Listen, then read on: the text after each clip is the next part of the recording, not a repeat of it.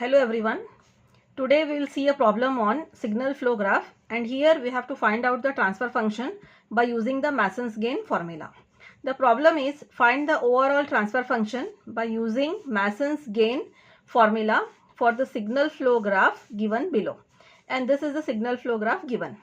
So first you need to find out how many forward paths are there in this signal flow graph. So the number of forward paths are, we'll find out how many forward paths are there. So we'll start from here, from the source node to the end node we have to see. So G1, G3, G4, G5, G6. We have to observe the signal arrow mark here. Okay, that is the flow of the signal. So it is from source node to the destination node or the sink node. It is called as the sink node. So the first forward path is G1, G3, G4, G5 and G6. The second forward path is G1. Okay, then you have G2 and G6. So here you can't take any forward path because it is a feedback path, and here also you cannot take a forward path as it is a feedback path. Therefore the number of forward paths, it is denoted by K, that is K is equal to 2. We have 2 forward paths in this signal flow graph. Now we have to write the forward paths, that is we have to write the gain of the forward path, that is forward path gain. So here it is denoted by T1 for the first forward path. So the first forward path is, or the gain of the first forward path is the product of all the branch gains in that forward path, that is G1 into G3 into G4 into G5 into G6. This is the first forward path. Now we'll go for the second forward path, that is T2. It is G1 into G2 into G6. So it is G1 into G2 into G6. So these are the 2 forward paths. Now we have to identify the loops. How many loops are there we have to find out, and also we have to write the loop gains. So here you can see here G4 into minus H1. Okay, it is starting from this node, then it is going to this node and again coming back to the same node. So this is the loop.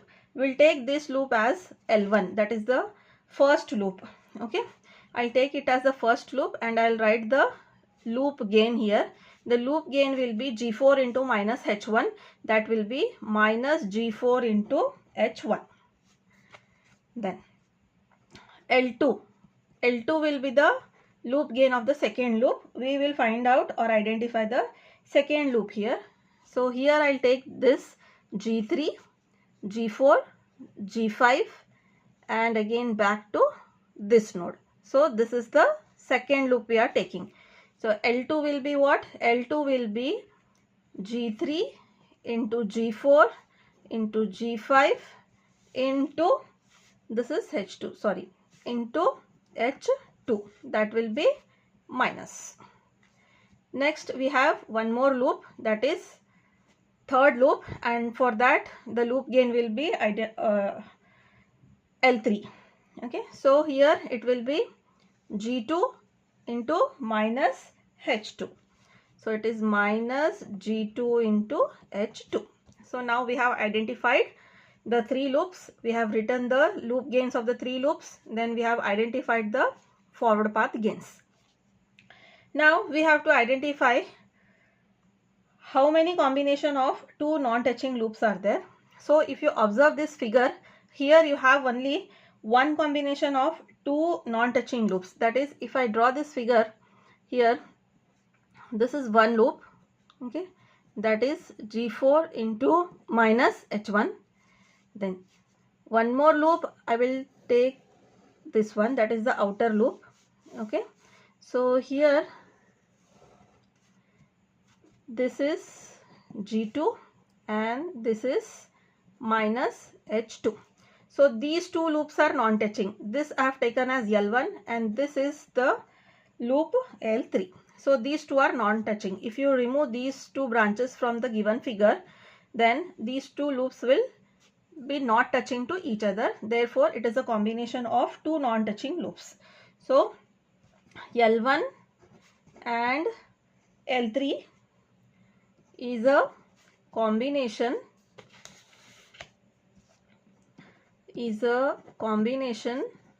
of two non-touching loops. Okay. Now we have to write the Mason's gain formula. So the Mason's gain formula, it is given by delta is equal to, so here it is summation, you have T1, okay, or you can take it as generalized form, that is the Tk delta k divided by delta. Here we have two forward paths, therefore we'll elaborate this or we'll expand this. It is T1 delta 1 plus T2 delta 2 divided by delta. This is your Mason's gain formula. Now here we need to find out what is the value for delta. So delta will be 1 minus, okay, that is the summation of all the loop gains, L1 plus L2 plus L3 plus, in the next that is the next term will be what? It is nothing but what? Gain into gain product of all the possible combinations of two non-touching loops. So here we have only one combination of two non-touching loops, that is L1 and L3. So here we'll write it as L1 into L3. Okay, it is nothing but the product. Now next we need to find out what is delta 1. So to find out delta 1, we have to see which loops are touching to the forward path T1. Okay, so for delta 1, here if you observe this figure, this is our T1, that is, this is our first forward path. Okay, so for the first forward path, all the loops are touching. L1 is touching, L2 is touching, and even L3 is touching. So all the loops are touching to what? T1.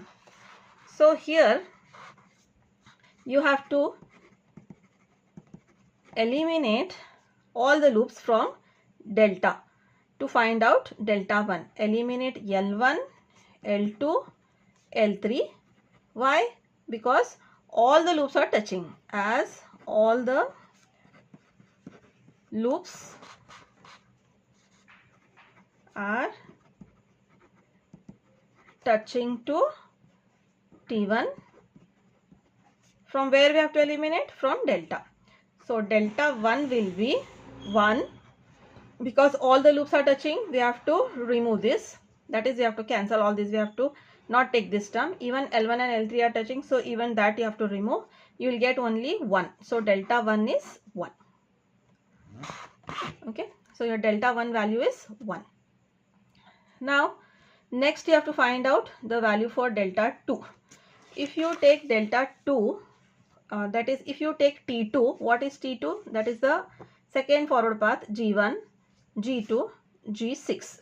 So for this forward path, here L2 and L3 both are touching. Okay, this is your L2 and this is your L3. So for this forward path, you have the common nodes here. Okay, this node and this node.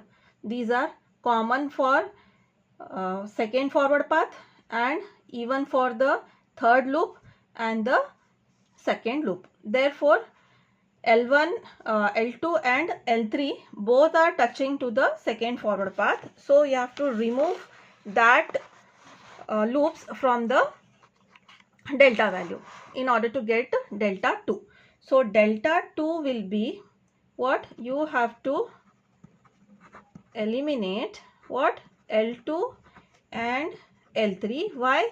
Because those are what? Those are touching to T2. From where? From delta you have to remove that. So your delta 2 will be 1 minus. Which loops are touching to delta 2? to second forward path L2 and L3. Therefore, from this, that is L1, from this delta you have to remove L2 and L3. So you will get here 1 minus what? You will get only L1. Then in the third term you have L1 into L3. Because L3 is touching, even this will get cancelled. So your delta 2 value is 1 minus delta 1. L1. So what is delta 2? Delta 2 is 1 minus L1. This is your delta 2. Now next you have to find out the Mason's gain transfer function by using the Mason's gain formula. Okay. So the Mason's gain formula, it is given by what? T1 delta 1 plus T2 delta 2 divided by delta. Because here you have only 2 forward paths, so it will take this form. Now what was T1? T1 was G1, G3, G4, G5 into G6. Okay. And delta 1 was 1 plus T2 is G1, G2, G6, and delta 2 is 1 minus L1. Okay. So here I will write for time being it as L1 only. Later on I will substitute the value for that. Divided by delta. Delta was what? 1 minus L1 plus L2 plus L3 plus what it was? It was L1 into L3. So here you will get G1, G3, G4, G5, G6 as it is. Okay. Into 1 is same plus G1, G2, G6 into 1 minus, what was the value for L1? L1 was minus G4 H1. So it will be 1 plus G4 into H1 whole divided by 1 minus, what was L1? L1 was minus G4 H1. L2 is minus G3, G4, G5, H2. Then again minus 5 because L3 is minus G2 H2. So it is minus G2 H2 plus L1 into L3. This is L1, this is L3. So minus into minus will be plus.